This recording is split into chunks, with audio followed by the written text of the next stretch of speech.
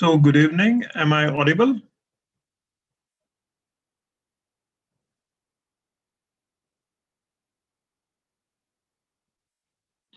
Okay.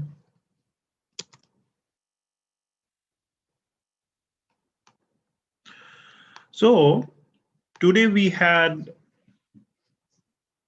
one person who gave a speech at the university, our NSA, and other event was that we have one library in our school. So they were two regions that whole day we had. So let's come back to our topic. We were talking about computer basics on Tuesday series, and we discussed in the beginning what are the parts of the computer. Then we discussed some internal structure like computer work on the binary addition, the truth table, how many uh, representation of numbers are possible, and what are the range of those representation in terms of numbers, how long they can go either side, negative or positive.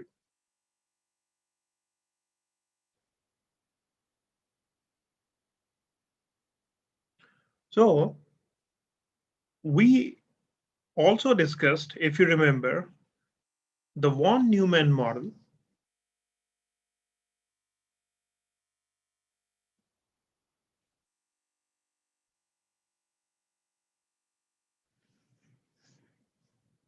Okay, yes, the sequence of the lecture is given on the canvas. If you see, we have lecture 1, 2, 3, 4 in Introduction to Computers, and in Introduction to C also, there are 3 slides which are given. And if you're talking about the topics, the sequence of the topic would be the same as the sequence of the lectures.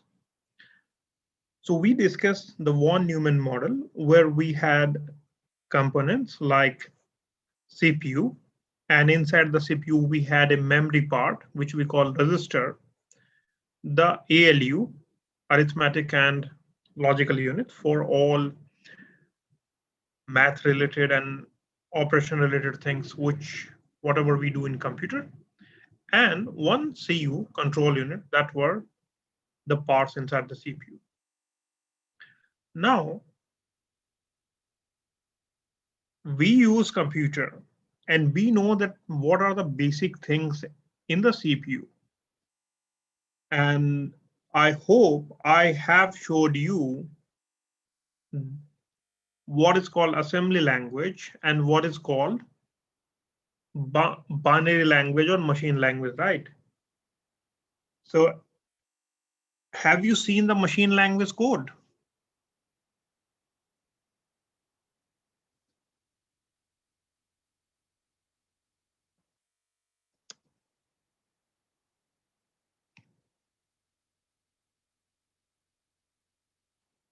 Okay, I see excellent answers from the people.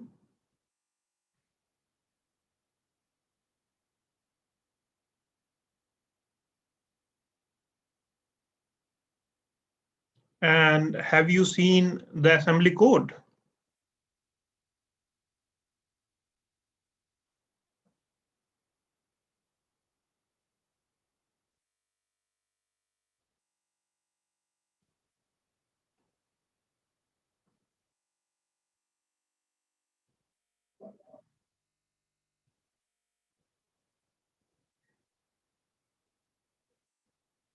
Okay.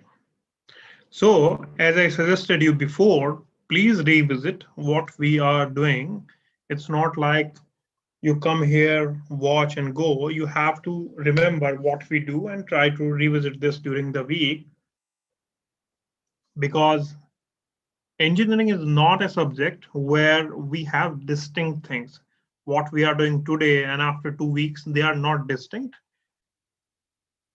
We build the next block over the last block. So it's a chain. What we are doing today, next week we will use it as a prerequisite.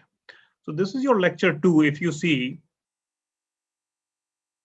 and I showed you before, this is the binary code. And this binary code we call the instruction also. This is 8-bit machine. Nowadays you have 64-bit machine. So if I take this column only, opcode column, and let's say I make these values 1, 2, 3, 4, 5, 6, 7, these 7 lines of 8-bit each together, only this opcode column, I take this separate. This would be considered a machine language program of 7 lines or 7 instructions.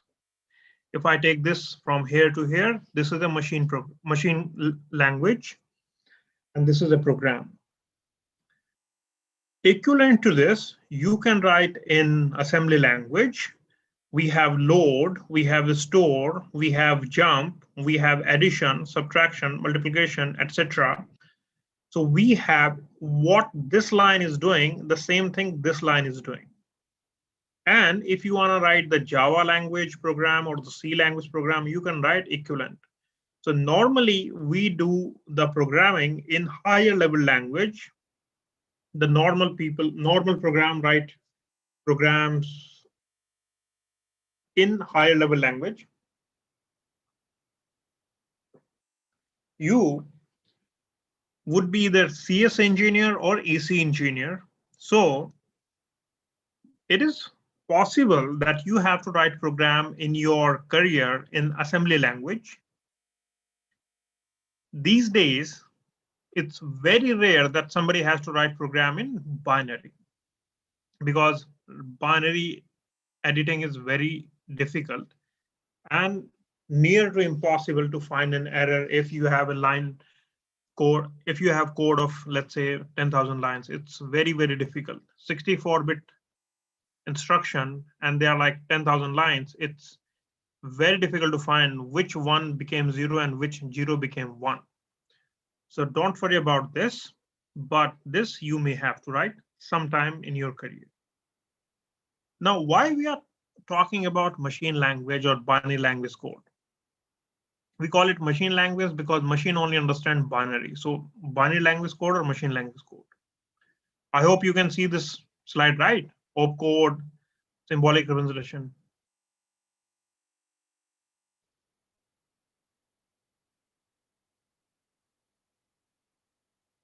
Okay. So why we are talking about this? Because it is possible you are writing program in C or C++ or C# or System C or Embedded C. These are system languages where you have to develop system, develop robotics, develop POS machine, develop billing machine. Or you have to write the assembly program, which is excellent language in my opinion, because we have to do coding in many domains, and the closer you go from this side to this side, this is higher language, assembly language, and this is machine learning language. From here to here you go, the programming difficulty increases. You have to remember so many things. The length of code increases because you have no library. You have to write everything yourself. But from here to here, the time to compute the program, the time to compute the result decreases. So machine language, let's say for one program, the machine language is taking 10 seconds. For the same program, assembly will take 15 seconds. And for the same program, though, your higher level language code may take 2 minutes. So from here to here, it's the efficiency of the program which goes high. And this is the reason the efficient code where real-time constraints are there, it is advisable, quote unquote, if you can. So if you can, it is advisable to write code in assembly language. Otherwise, people try to write in System C or some other type of C language like Embedded C. There are many versions of C available these days, although C is also very perfect language for system programming. So this is called few lines together or few instructions together, this is called a machine language program. Any question on this slide? Let me know now. I will close it. This is already available to you, and I hope you have seen it. Okay. Let's see if you people have wrote here. So opcode is operation code, which is Prakhar, which we are going to do. So if you see the first one, it's a load.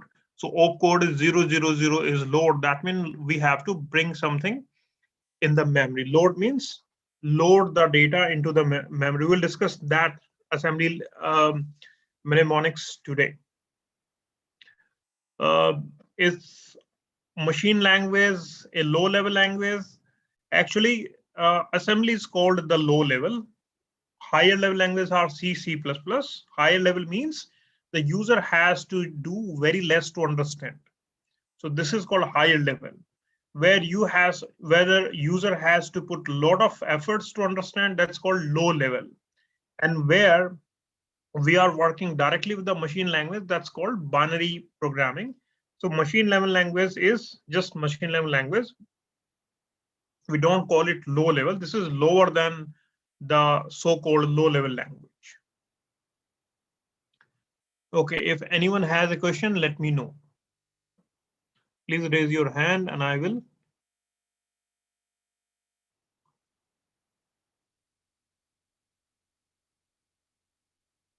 Yes, Ayush. Sir, can you explain what is an accumulator? Okay, that's all.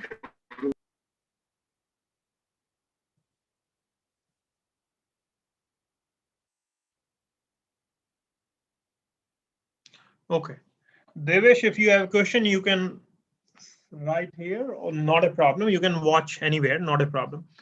So Ayush, you know that we in the CPU we have few memory locations, temporary memory locations, and those we call registers, where we have temporary data for the operational purpose or for the temporary storage. If let's say I have 4 registers and we call them R0, R1, R2, and R3. We start from 0, so R0 to R3. If I say load my data into R3, so the instruction is very clear. Data will go in R3. But if I say just load, I don't give any register name, any location name. In that case, two things can happen. One, the CPU can say instruction invalid. It's not specified. Fine. So I have to do it again with the correct destination. Second case, the CPU can use one register as the default location. If nothing is mentioned, I will use R0 as my default location to store. So that default location or the default register is called the accumulator. So accumulator is a register in the CPU, and this is the default storage for storing for manipulation. Even all manipulation will happen in accumulator because CPU need a memory storage for manipulation. So that all will happen in accumulator. So this is just a register. Anuj, you can write program in assembly language. Yes. Actually, every C program you are writing, compiler is converting this to assembly language. Probably I can show you tomorrow. And then after that, it is getting converted into object code, which is .o file. And then it is getting converted into binary language, which is just, binary code that we are running either a.exe on Windows or a.out on Linux. So you can write code in assembly language. So don't go, Shobit, into the mnemonics written here. We will discuss the mnemonics for our structure today. What is written on this slide? That's not going to this. The assembly looks like this symbolic representation. The assembly language is different for each machine. Intel has its own assembly language. AMD has its own, ARM has its own, Freescale has its own, and GNU, capital GNU. Let me type here, GNU. The GNU has its own assembly language. GNU is called free version or open source version. Yes, Aish. Sir, what is the IAS whose instruction set we are studying? IAS is a old structure, so you need not to worry about this. This is a processor. So these are the old things. So this is also one processor. Like you have Intel P4, Intel i3. So we will not study the instruction set because this is the very first course. I just showed you what is the binary code and what is assembly, how the binary code look like, how the assembly code look like. We will not study this in detail. Okay, thank you, sir. Okay, we have one question from Prateek. The coding in binary is possible, very much possible. And you have 64-bit machine these days. Many institutes used to have 8-bit simulator where they used to ask people to write 8-bit instruction. Let's say you have to add two number a plus b. So you have to write, let's say 20 lines in 8-bit wide to add two numbers. But now you have simulator on computer, or let's say you are writing on your computer, you have to write each line of 64-bit and you can do whatever you want. Most of the digit in the 64-bit would be 0 because you have to do some addition only on the LSB side. So it is very much possible to do binary coding. Initial computers were written in binary. The debugging, that means finding error or manipulation of anything, change in anything, was very, very difficult. So later people moved to assembly, then to programming language. And nowadays, even people don't want to remember the syntax of the languages. They are trying to find a way that they will speak from the mouth, the natural language like Hindi, English, whatever they want. And the computer will do whatever they are saying. For example, Alexia, Google Point, these are the examples of the devices or the computers where the computer is able to understand the natural language from the user and is performing the task. Fifth generation languages are available. That's not part of this course, Ayush.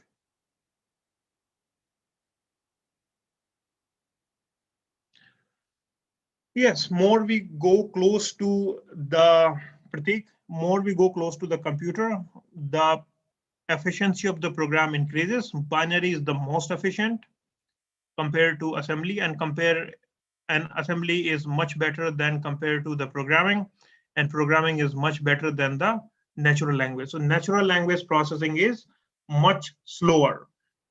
So probably this is not a good question this time, but after 2 years, you can answer me whether you like programming in C because you have to do many things your own. There are hardly library, or you would like programming in Java or Python where there's a library for everything. So people are very lazy these days, the programmers. They don't want to do anything from their own. Another reason, if somebody has written excellent library, why I should reinvent the wheel? So in either case, we are used to of libraries. And if I'm using so many libraries, I have to include those, like in C program, we include stdio. So if I include those libraries, I have to process them. So the length of the code would be high. And the processing time also is going to be very high. So more comfort the programmer is looking, the execution time of the program will increase, the efficiency of the program will decrease. So binary is very efficient, but hard to program. Natural language or programming language, they are very easy to program, but little disadvantage at the efficiency. So let's move forward. I'm coming back to our original lecture, not to this one. We were here. We discussed von Neumann model before. And also, as I suggested, please visit all the lectures regularly as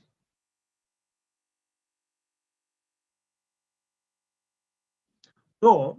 In von Neumann model, we had memory. Memory means RAM, random access memory.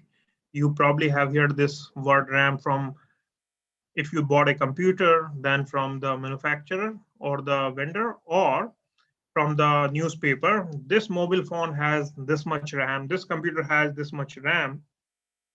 So this is a temporary memory. I said temporary. We have a processor. Can you see the cursor?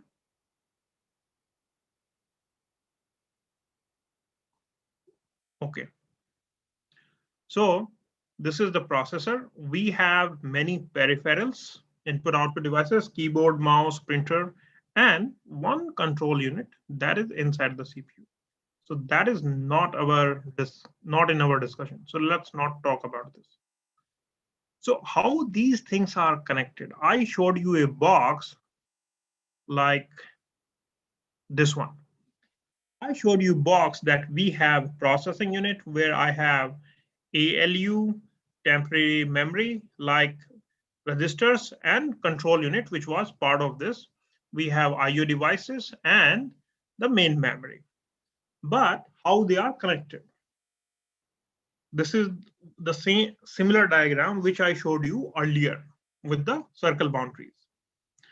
There have been computers in last century in 40s, like ENIAC. Then we had one as HEDVEC, and then in 45, von Neumann gave a report on the stored program, and this is called the first draft of a report on HEDVEC. So the first design of computer came in 45. So it was talking about that the instructions which we are going to execute or which are running the computer, which is operating system these days. In initial days, there were no operating system. Only instructions were running on computer, on machines. So they should be stored in memory, which is RAM. Do not bring or do not think about hard disk anytime in this course. We have hard disk nowhere in the book. Whenever we say memory, that means RAM only. The processing unit, which is the processor, and CU, will not talk about this. So how these things are connected? Let's see.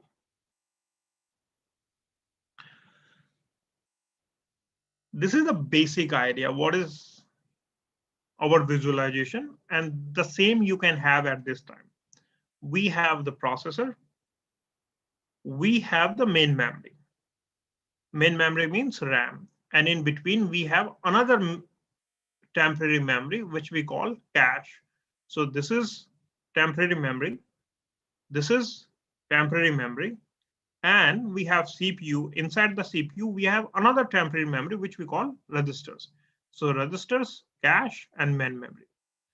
The working of CPU is very fast. Cache is close to CPU, but slower.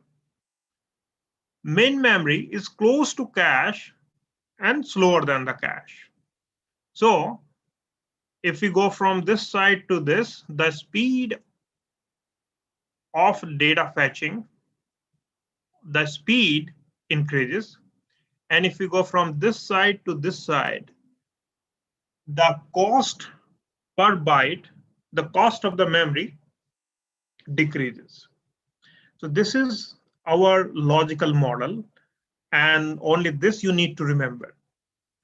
In advanced computers, or probably in your computer, your laptop, it is possible that you may have more level of temporary memory. So this is main memory. This is register, same as before with the CPU. And on behalf of one cache, we may have different level of cache, L1, L2, L3. So level 1 cache, or you can say cache 1, cache 2, cache 3, and probably in few computers, cache 4 is also available, and only 3 is the normal routine. 3 is in very high-end computer, 4 is, you can say, in very, very high-end computer. Normally, we have L1 and L2. If you go and check the configuration of your computer, you may find L1 and L2. So how they fit in our model? This is just to show you that in the main memory, which probably you have seen is a green iron strip, the memory is divided into blocks. We call one piece as a block or one segment as a block. We start from 0 to one number, and any part we call block. So this is, let's say, one block from 0 to, let's say I have 9. So 10 segments will make one block, one block, one block, and we can have as many blocks. So we will not address the memory in bytes, in segments. We will say this block of the memory. Similarly, let's say we have 10 byte as a block here. The 10 byte block would be in the cache. So if I have 10 byte block here, the same size block I would be having in the cache. So size should be same. We call it block here. Here, we will call it line. It's just a name, size would be the same. So let's come back. We have memory. If I bring two block of data from here, let's say you are watching a movie, and that is you are watching from internet, so it will come to your main memory from your LAN card, or if it is in your hard disk, let's say hard disk is here, it will come from your hard disk to your RAM, and this is 2 block. So that 2 block, let's say 20 byte. I'm just taking a number, actually it is bigger. So 20 byte, 10 byte per block. The 20 byte or 2 block will come here, and then 2 block will go there in registers, and CPU will process it in binary, and you would be able to see on the screen. So block transfer, the transfer of data happens from here to here in blocks. This is the wiring structure. This is the simplest structure what you see. This is the wiring structure. We have the cache. Cache can send the data to processor from the main memory. The data can go to cache, and same time it can go to processor. So if you see here, we have an assumption data will go from main memory to cache and cache to CPU. So cache is the mediator here. Can I do like this? I can take a line from here to here directly. From main memory to CPU, direct line. It will go to cache and cache to CPU, fine.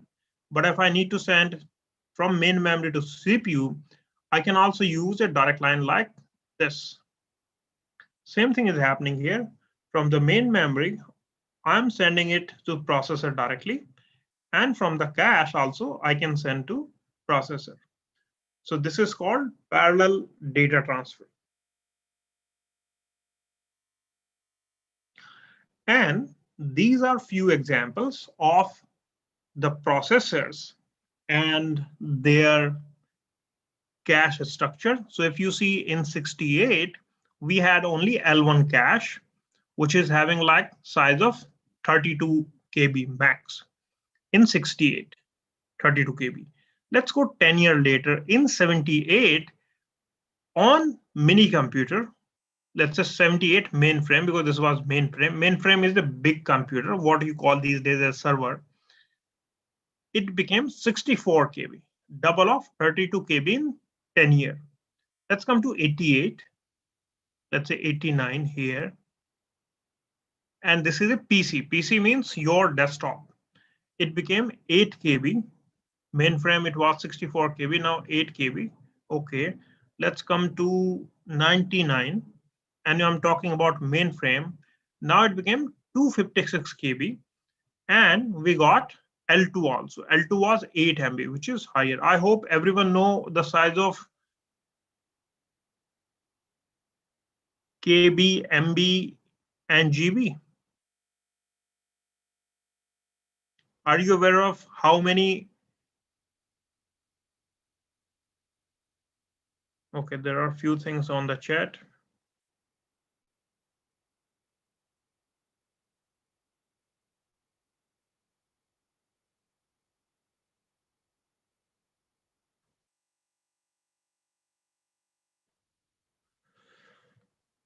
Okay, yes, cache is the mediator. Both cache and main memory, both are temporary memory, and they are cache is used for the speed matching. There is no difference in terms of the purpose. Both are temporary memory.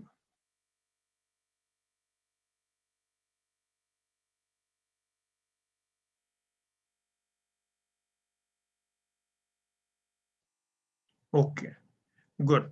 Now, if everybody knows how many MB in 1 GB, and you also know how many KB in 1 MB, and you also know how many byte in 1 KB, right? 1 GB to how many MB, 1 MB to how many KB, and 1 KB to how many bytes. You know all these answers. Now, can you tell me how many bit in a nibble?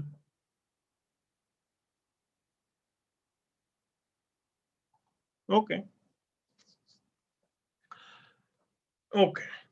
So if you see this line after 2000, when Pentium came, Pentium 4, the very popular name of Intel. This was a processor name, Pentium. You can give any name. There is no nomenclature rule behind it. It became 256 KB of L2. And if you go 10 years down here, you see 64 KB in your workstation. Let's say 32 KB in your workstation and 64 KB in mainframe and 1.5 MB in L2 and 12 MB in L3. And if you see this one last entry, we have L4 also. And this is of 2011, 10 year back. And now it would be of large size. It would not be very big. Why it is not very big? Because there are design constraints. It would not be like you cannot put here 1.5 GB or 100 MB here. There are design constraints, but it would be much bigger than this size. Okay, so let's come back.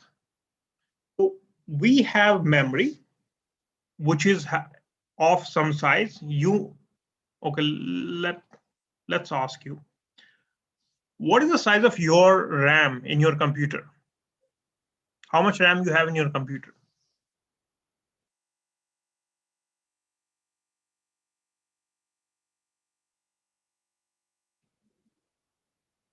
Okay, many people know this. Good.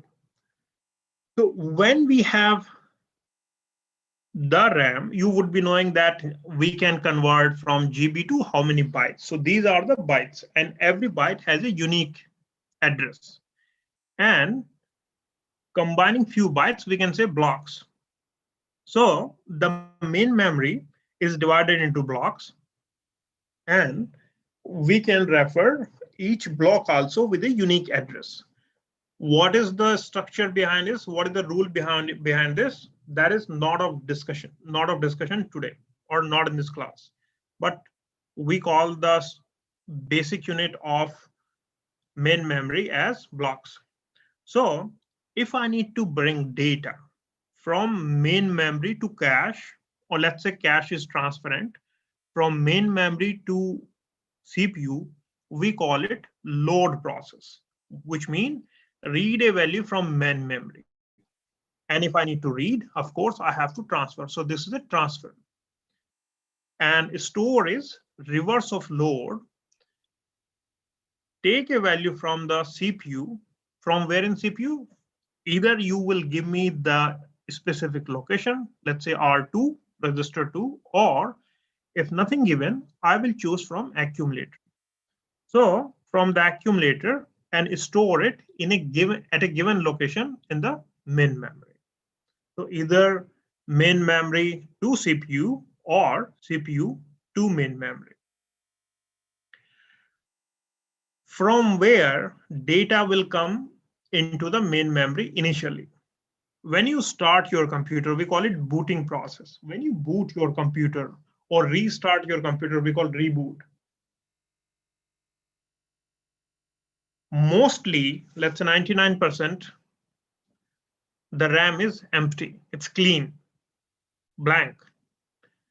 So after some time, it has, let's say you have 8 GB RAM. Let's say 2 GB is occupied by your operating system, for example. And out of 8 GB, 6 GB is free. Now, this 6 GB as a user, you can use for different purpose. This GB is initially blank and you want to do some operation on computer. So you have to bring some data into memory so that you can process it, you can load it. This data, either you will bring from your network using your LAN card, which you call either Ethernet or Wi-Fi, whatever you have to use network to bring data into your computer that will be stored temporarily in your main memory. Or you use any IO device, including your hard disk, pen drive, or any magnetic device, or any card storage, or any disk storage, optical disk, CD, DVD, etc., and bring that data into main memory. Once the data is in main memory, that will be stored like this. You know this very well, that all data in the computers are in binary form. And to short the binary string, we read it as a hexacode, like ASCII code you saw on one slide. So all data in computer is written in binary. So once data is here, then we can do some manipulation. So I will come to, okay, let's discuss this here because this is currently going on. You know, load and store. Load means I have to bring value from the main memory to CPU. Now we have the CPU and we have the main memory. Let's say cache is transparent. We are not considering cache is there, and suppose there is a direct connection. How the data will come to CPU, or what CPU should do if it want to read this location. This is 0010 or 3. In decimal, this is 3. What CPU has to do? So CPU will generate one address, which is 0011, or in decimal 3, and will instruct the MAR. MAR is a register, MDR is a register. That go to location 0011, and whatever data is there, bring it back. So MAR will take this number 0011, which is like a house address. It will go to that particular address, and whatever data is available, CPU has no idea what data is there, maybe blank, maybe garbage, or something else, we don't know. Whatever is there, bring that data. And because we have to bring the data, we have to store it somewhere. That data will get stored here in MDR. So MAR and MDR are two registers, and they are very important register in load and store. Whenever CPU wanna read something from the main memory, it will generate one address, which is like a house address, go to that house. Whoever is in the house, bring it here. So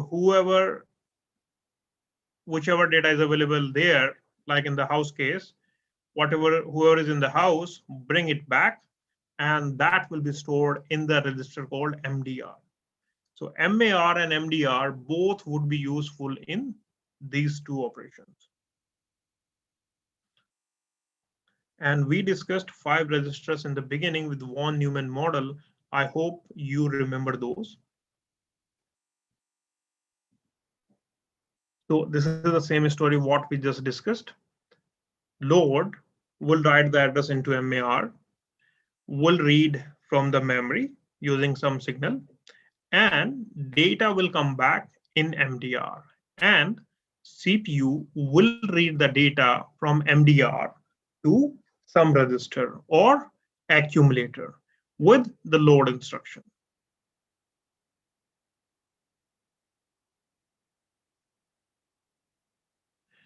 So this slide, you know this, what is arithmetic operations in computer, plus, minus, multiplication, division. These are the basic operations. Multiply, as a user, you can consider as a basic operation, although we know, I'm not sure if we discussed, did we discuss the operations? The computer has only one operation in arithmetic, which is addition. Just addition. If we need to add two numbers, a plus b, it will do addition. If I need to subtract two numbers, a minus b, then again, inside computer does addition, and then it will show you the a minus b result correctly. And if I have to do multiplication or division, it will show the correct result, but internally it does the addition only. So addition is the common operation of computer.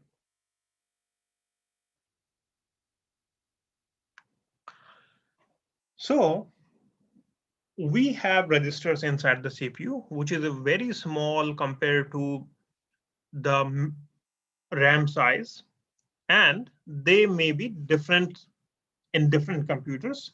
So your computer may have maybe 16 or 32 registers. Some computer may be having 4 registers, and one computer, which we call light computer or little computer, which is version 3, which is free with this book, the blue book, which is your textbook. It has only 8 registers, R0 to R7, and having 16-bit width.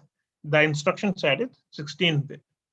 This LC3 we will use sometime for a reference for a dummy computer, and we will not use it for examination purpose. Okay.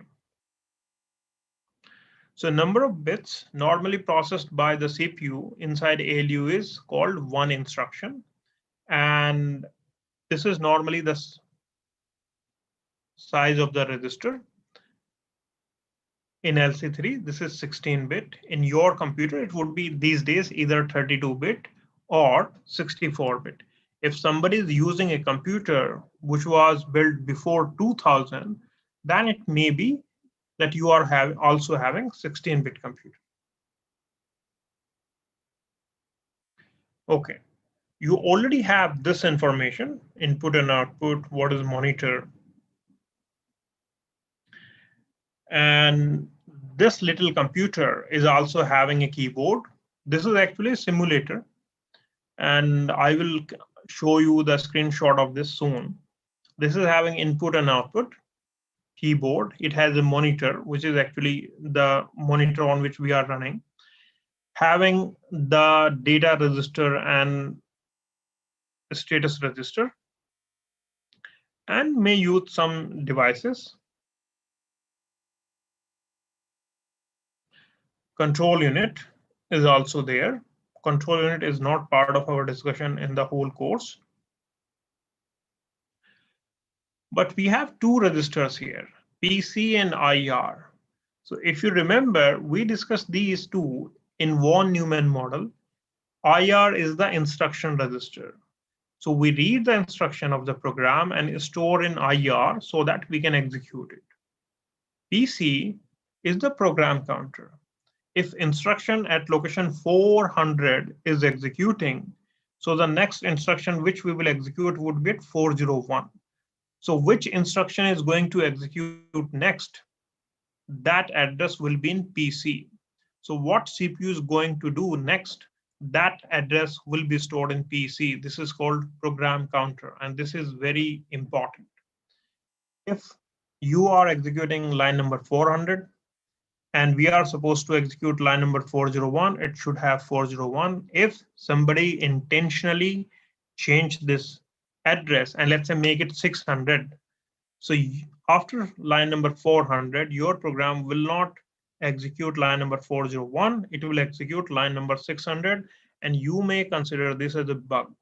And this is a common technique. We call it jump. You can do intentional jump or unintentional jump. So these 5 registers, MAR, MDR, IR, PC, and accumulator, which we discussed in the beginning. These 5 registers you need to remember. The purpose of these 5 registers you need to remember. And we will use these 5 very often.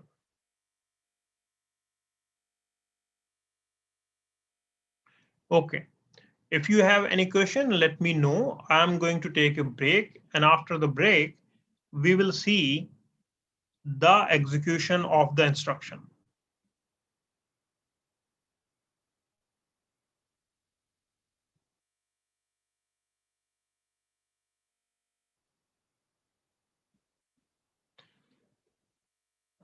Yes, Sanjeev, most of the operation in computer are just addition. You will see this in digital logic course. If you have any question, what we have done till now, let me know. Please raise your hand and we will see.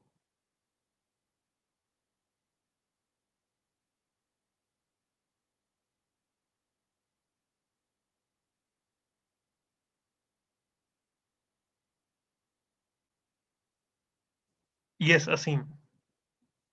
Sir, what is status register and data register? So they are specific to LC3. LC3 we will not go into detail.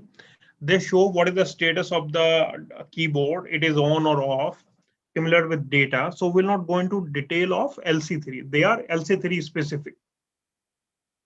In general computer, there are no, we will not discuss those things.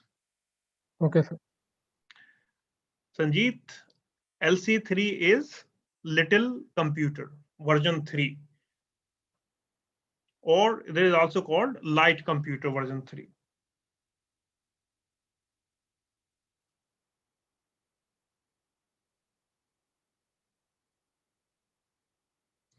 Okay, Yash, there are algorithms for it. One example as Swastik gave, like I do 2 cross 3. So I can multiply 2 cross 3 on paper, or I can add 2 into 3 times. So there are other ways also. I mean, this is very bad algorithm to add something again and again. There are very good algorithms also, which you will see in coming years. So if you raise your hand, then only I can unmute you.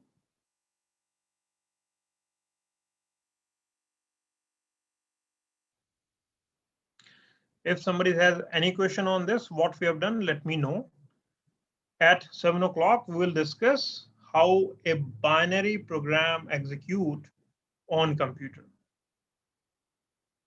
Any question, please raise your hand.